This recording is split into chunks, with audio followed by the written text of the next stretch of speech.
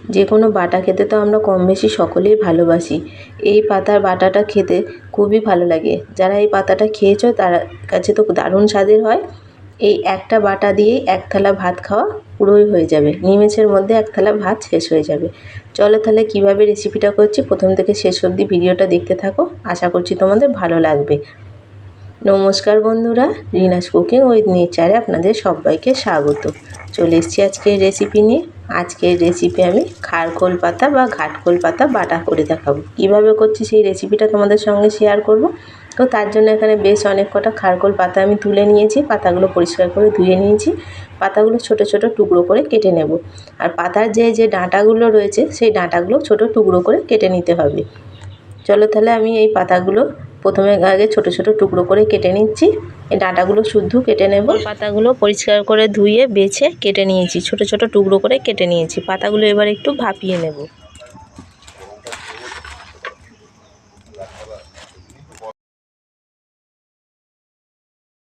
নিচ্ছি, এগুলো একটু উল্টিয়ে পাল্টে দেব। এইভাবে একটু ভাপিয়ে নিলে আর গলাটাও ধরবে না।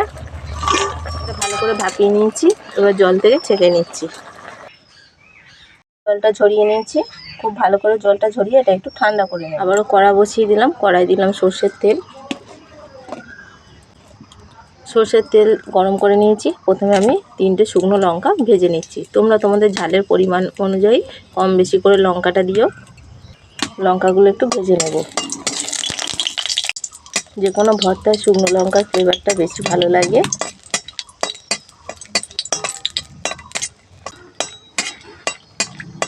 লঙ্কাগুলোর রং চেঞ্জ হয়ে গেছে, লঙ্কাগুলো ভাজা হয়ে গেছে। এগুলো এবার তুলে নিচ্ছি।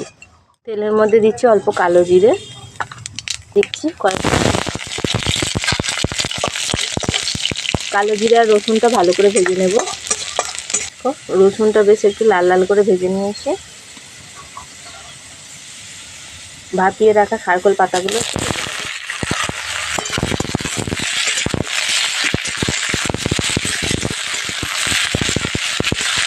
এর মধ্যে দিচ্ছি পরিমাণ মতো নুন। পাতাগুলো একটু ভালো করে ভেজে নিতে হবে। খারকোল পাতাটা ভাজা ভাজা করে নিয়েছি। এটা আমি কড়া থেকে বা তুলে নিই। ঠান্ডা হয়ে গেছে, এগুলো আমি শিলনোড়ার মধ্যে নিয়ে নিচ্ছি, নিয়ে বেটে নেব।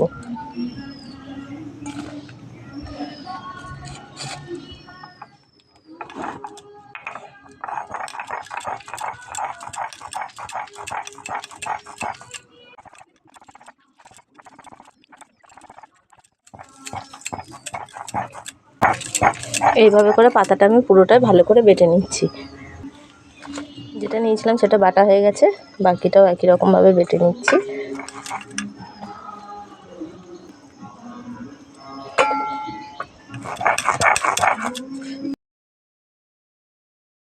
সমস্ত পাতাটা বাটা হয়ে গেছে একবার, আর একবার পুরো পাতাটা মিহি করে বেটে নেব।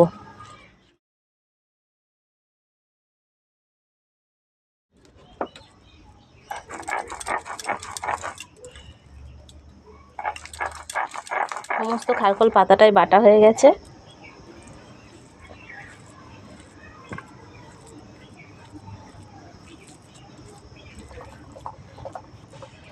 আমি যেভাবে বানালাম এইভাবে একবার খারকোল পাতা বাটাটা খেয়ে দেখো, গরম গরম ভাতের সঙ্গে দারুণ লাগে। আর যারা তো বাটা খেতে ভালোবাসো, এইভাবে খারকোল পাতা বাটা খেয়েছো, তারা তো জানো যে এর স্বাদ কেমন। একটা পদ দিয়েই পুরো ভাত খাওয়া হয়ে যাবে। তোমরা এর মধ্যে যদি মনে করো কাঁচা সর্ষের তেল দেবে, অল্প এর মধ্যে কাঁচা সর্ষের তেলও দিতে পারো। আর একটু আমি আর তেল দিলাম না, একবারে যে তেলের মধ্যে ভেজে নিয়েছি, ভেজে নিয়ে এইভাবে করে বেটে নিয়েছি। রেসিপিটা কেমন লাগলো কমেন্ট করে অবশ্যই জানিও। রেসিপিটা ভালো লাগলে একটা লাইক কমেন্ট শেয়ার করবে। আর চ্যানেলে নতুন বন্ধু হয়ে থাকলে চ্যানেলটা সাবস্ক্রাইব করার অনুরোধ রইল। পাশে থাকা বেল আইকনটা অবশ্যই প্রেস করে দেবে। আমার চ্যানেলে নতুন কোনো ভিডিও আপলোড করলে ভিডিও নোটিফিকেশান সবার আগে তোমাদের কাছে পৌঁছে যাবে। ফিরে আসবো অন্য কোনো রেসিপি নিয়ে। অনেকেই গলা ধরার ভয়েতে খারকোল পাতা খেতে চায় না। আমি যেভাবে বানালাম এইভাবে একবার বানিয়ে দেখো, একটুও গলা ধরবে না। যারা খায় না তারাও একবার খেলে বারবার খেতে চাইবে।